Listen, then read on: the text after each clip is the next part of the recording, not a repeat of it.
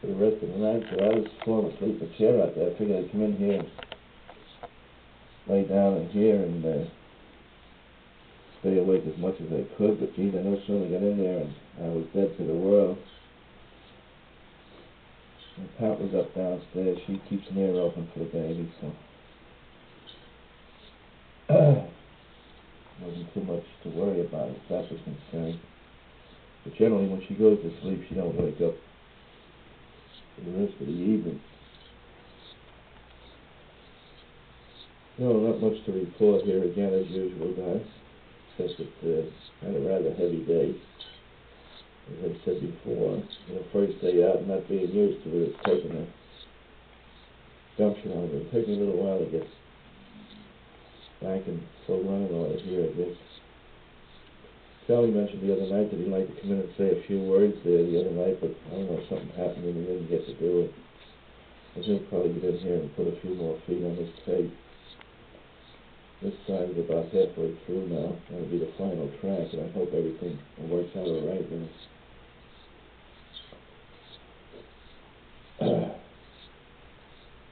So,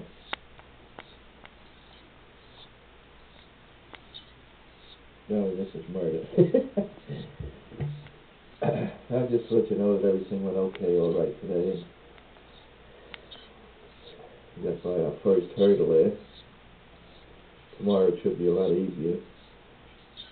As the week progresses, he claims, the guy that had the job before claims it gets lighter and lighter towards Friday. Which is good because as the week goes on, you lose that much more strength there. So we'll see. We'll let you know day to day what goes. You can get a rough idea of what the situation is as far as that's concerned. Pat's out somewhere tonight. I guess she wants swimming. I think she usually goes swimming on Monday nights down at the pool up Brentwood or somewhere up there.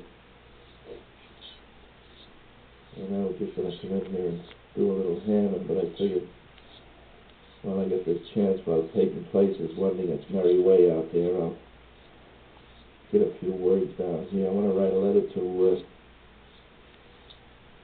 Grandma Herta there in Florida, and Uncle Frank and Aunt Terry. Give a little rundown on my activities here. And maybe after I finish with this, I'll get off a letter to them. So everybody's fine now. Kids are all going to school and all. Reggie lost his two front teeth, and when he smiled, it looked like it didn't hurt a bit. I don't know if you're familiar with an old Grandpa Hawkins used to always kid around with that when the kids had their teeth out. It didn't hurt a bit. I don't know whether you remember it or not. It used to be a sign that the dentist used to have here in Brooklyn years ago. When I was advertising a picture of a freckle-faced kid with his two front teeth out. And that just goes in as explaining he didn't hurt a bit there. Got a new QST, Amateur Radio magazine in there. I'll look that over a little bit later on there and see what's new in the world of higher electronics.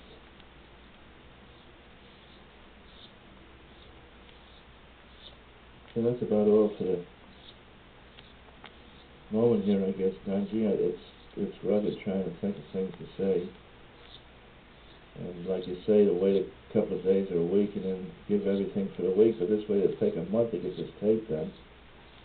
So I figure if I jot down a little bit every night here or every day, or sometime in the day, it'll fill the tape up and you'll have a lot of unjointed messages here. Hi.